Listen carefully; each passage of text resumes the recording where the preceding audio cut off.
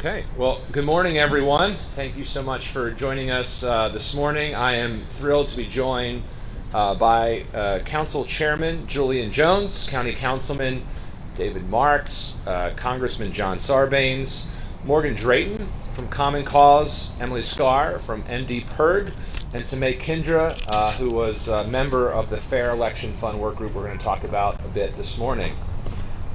We know that fair, competitive elections are good for democracy. They make our community stronger. But for far too many people, the cost of running for office has been far too high, and it's been a barrier much too large. We believe that government should be accessible and open to all of our residents, everywhere, including our elections. And we should do all that we can to ensure that everyone can participate.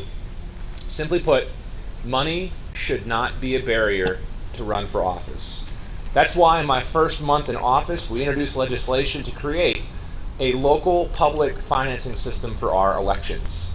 With a public financing system, we reduce the influence of big money and special interests in campaigns and give everyone a voice in our elections. Thanks to our partners on the County Council, that legislation passed with bipartisan support and put the question on the ballot in 2020.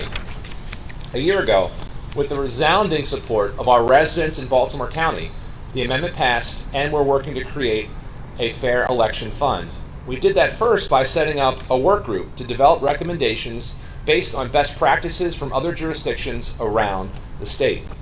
Those recommendations were released last month and give us a blueprint for public financing here in Baltimore County.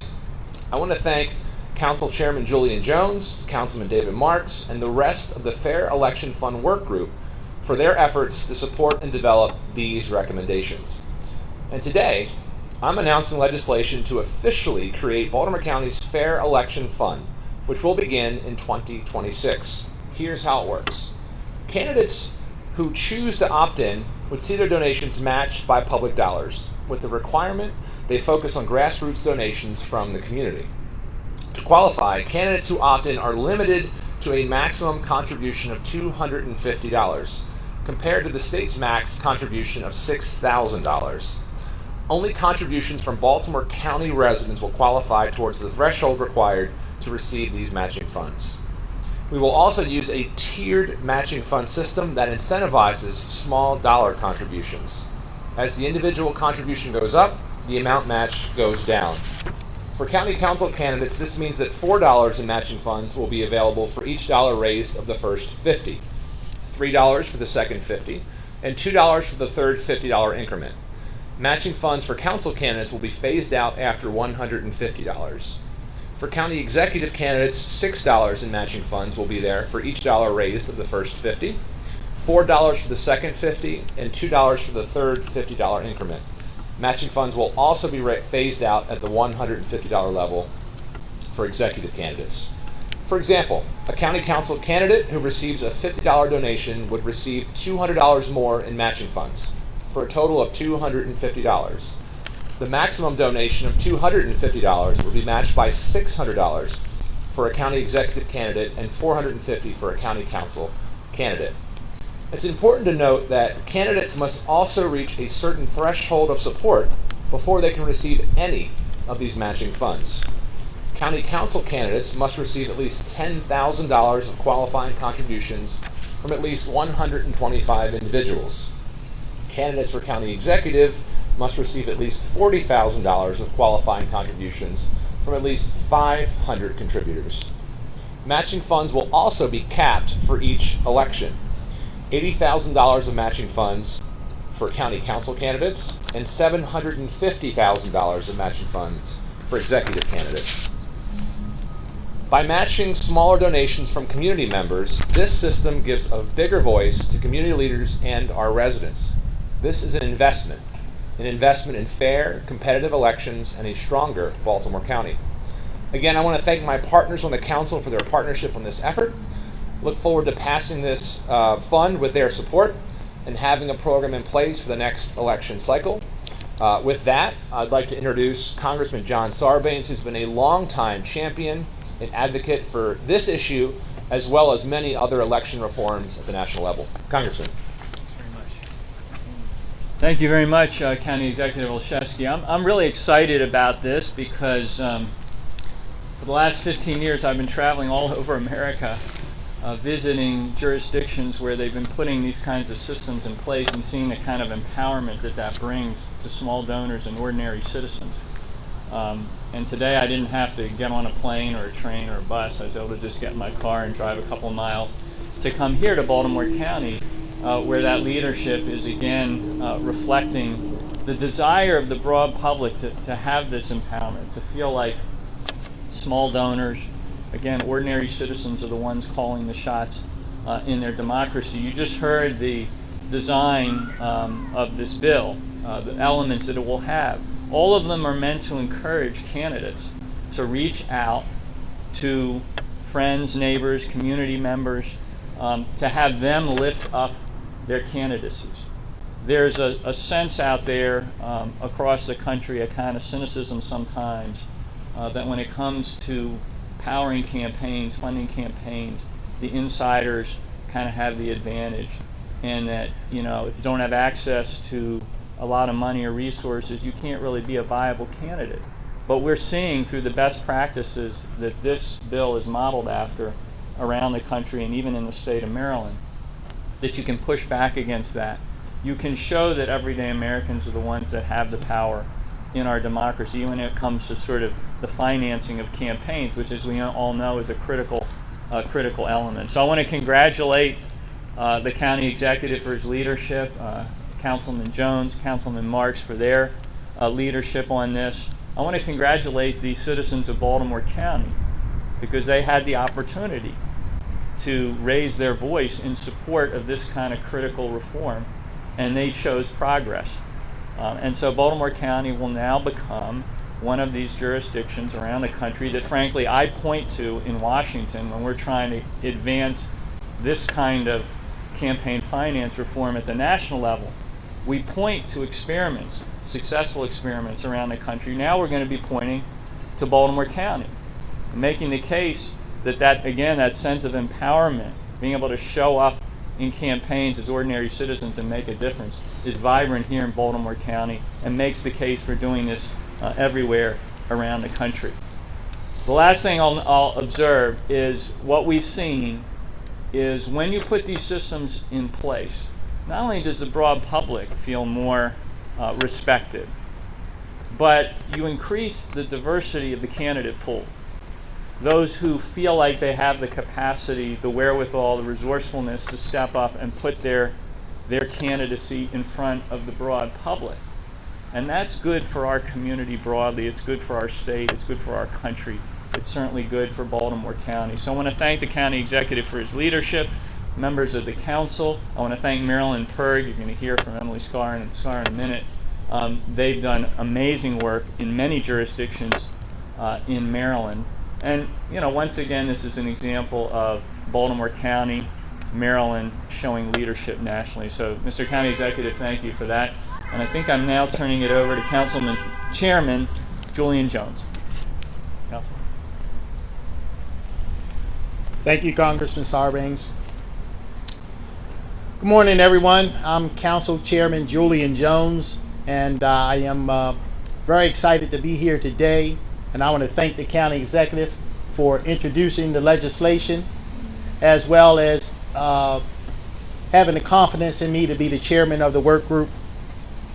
What makes me so excited about the results of the Fair Election Fund work group, or the Fair Election Fund, is we will give candidates the means to be able to raise the necessary funds so that they can get their message out. But what's most important to me is that it will enable the citizens of Baltimore County to have more choices, and the citizens of Baltimore County to make reasonable choices by being able to hear the message from the candidates that are running for office. Unfortunately, if you don't have the funds, you can't get your message out. So these folks will be on the ballot in times, but oftentimes the citizens wouldn't know what their positions are, where they stand. This fund will provide the resources so that the citizens will be able to adequately hear the positions of the candidates, and then make the proper decision, which will enable us to have the best elected officials we can here in Baltimore County, providing the best service to the citizens. So thank you again for instilling the confidence in me and giving me an opportunity to participate. And at this time, I'd like to introduce my colleague, Councilman David Marks. Thank you very much, Mr. Chairman. It's a pleasure to be with everyone today. 7 years ago, an underfinanced, long-shot Republican candidate won the Maryland governor's race, in part because he had the resources from public financing to communicate a winning message. Across the country, public financing gives smaller parties and underfunded candidates a better opportunity to get their message across, and that is the spirit of the legislation being introduced today. I want to thank County Executive Olszewski for introducing this legislation in 2019 that started this important conversation. The Council agreed to send this charter change to the voters, and thousands of Democrats, Republicans, and non-affiliated voters endorsed this concept in the 2020 election. Good government transcends political party.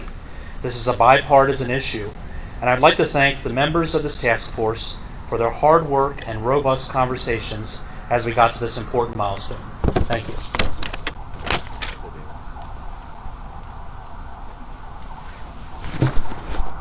Hi, my name is Emily Scar. I'm the director of Maryland PIRG and a leader in the Fair Elections Maryland Coalition. I also served on the task force. I want to thank the council president, county executive, and Councilman David Marks for their leadership on this very important issue. Maryland PIRG is a statewide, small donor-funded public interest advocacy organization with grassroots members across the state and here in Baltimore County.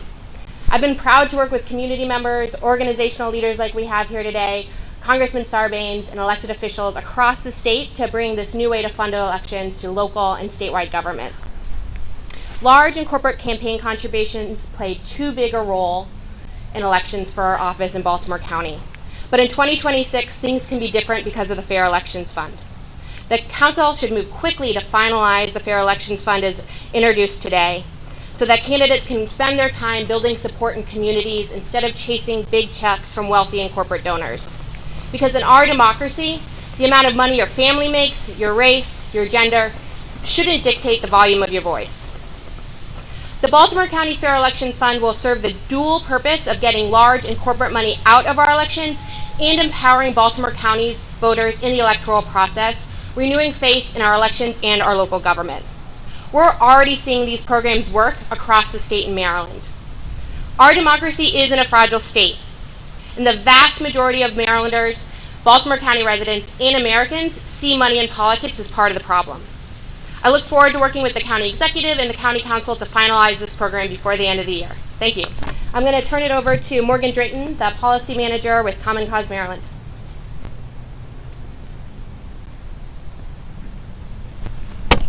Good morning, everyone. My name is Morgan Drayton, and I'm the Policy and Engagement Manager for Common Cause Maryland. I'm also a member of the Fair Elections Maryland Coalition. First, I'd like to thank the County Executive, Council President Jones, and Councilman Marks for their leadership and helping us to develop recommendations for our working public financing program. I'd also like to thank Congressman Sarbanes for being a champion for democracy at the national level, advocating for reforms like the Freedom to Vote Act, which includes a fair elections program similar to those being used in Maryland. We have reached a critical point in our democracy nationwide, having conversations about how we can build a truly inclusive democracy where average, everyday people feel empowered enough to engage in our political processes. One of the best ways to achieve that is through small donor public financing, a program where people from diverse backgrounds are empowered to run for office, where small dollars are amplified with a match, and where candidates spend the bulk of their time building a campaign powered by the people they seek to represent. It's so exciting to see Baltimore County on the path to becoming the 5th jurisdiction in the state to establish a public financing system, especially at a time where residents in the county are discussing ways to diversify leadership. The Fair Election Fund will make it possible for more women, Black people, other people of color, and young people to run competitive races, as we've seen through our existing programs in Montgomery County and Howard County. Baltimore County residents sent a message to the council when they approved Question A, We now hope you make your voices heard in the days leading up to the hearing and council vote. This program can only be successful with the community's involvement over the coming weeks. I look forward to working with the Baltimore County Council, the county executive, and the wider community to bring fair elections to Baltimore County. Thank you. And Kendra.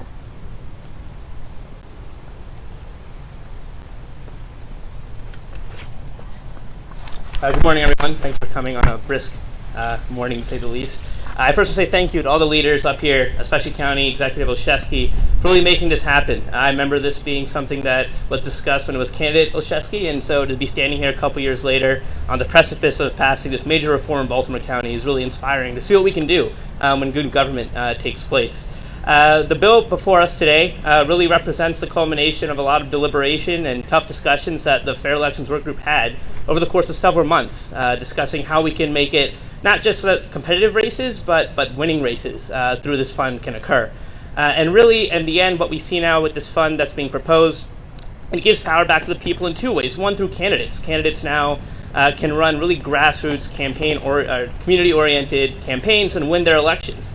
It also gives power back to small dollar donors who maybe only have $5, $10, or $15 to give, whereas before they maybe felt that was kind of pointless when there was big money involved. Now to these candidates will really make an impact in their local elections. And so I just really want to thank everyone again, and I'm excited to see us bring this to fruition. I'm really excited that the work group got to come up with a plan that encompasses all the ideas that we had, from the matching tiered system to incorporating limits that are reasonable but still allow for competitive and winning elections to take place. And with that, I'll turn it over to the county executive. Thanks again to Samay and to the entire group before us who helped make this possible, and who are fighting at the national level. So with that, we're happy to take any questions you all may have. All right, thank you all. Okay, thanks everybody.